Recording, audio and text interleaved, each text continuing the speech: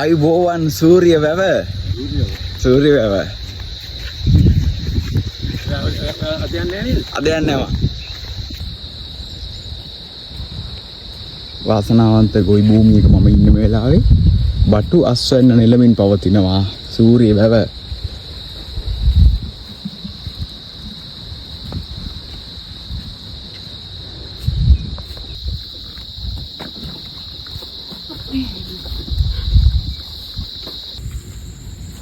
පොල්පැණි බනිස්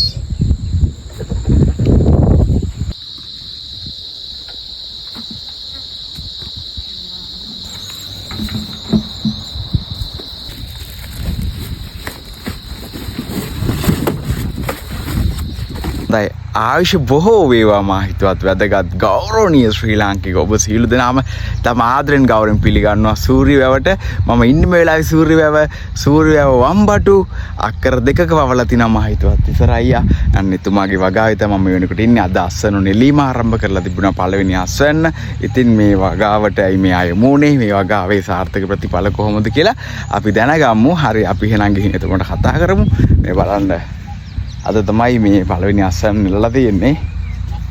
right. හොඳයි උදේ 5ට කොළඹින් නැගලා අතර 5:00 නේ අයියේ. 5:00 6 වුණා. හයිවේ එකට පින් සිද්ධ වෙන්න අපි ආවා සූරිය වැව මෙතන මොකද? සූරිය වැව අම්බලන්තර අතර මදුනාගල. මේ තියෙන මදුනාගල රක්ෂිතේ හැපැත්තේ ඉස්සරහා පේන්නේ අපිට.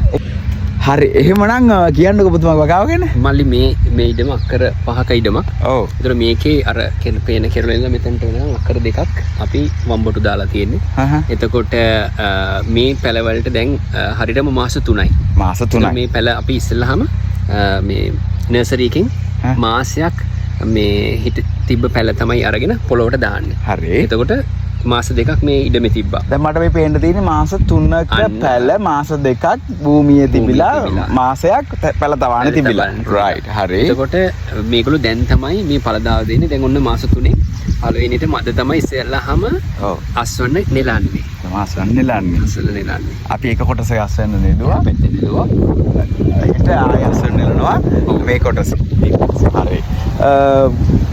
අයගමඩ මේ ළමෙක් කියලා තිබ්බගේ රටකජු කඩන්නේ ගස් වලින් කියලා එයා දන්නේ නැහැ. මල්ලි පෙන්නමු අමුරු ගහක මේ ගෙඩි හැදිලා තියෙන්නේ කොහොමද? මේ ඔයගලන්ට ෆුඩ් සිටියේ මේ දින ෆුඩ් සිටියේ කන්න හම්බ වෙන. මේ වම්බොටු කීල්ස් එකේ කන්න හම්බ වෙන වම්බොටු ඉතින් මෙන්න මේ විදිහට තමයි අපි බොහොම අමාරුවෙන් පරිස්සමෙන් ඔයගලන්ට හදලා දෙන්නේ. කොහොමද ඉතින් ඔයාගේ කටයුතු?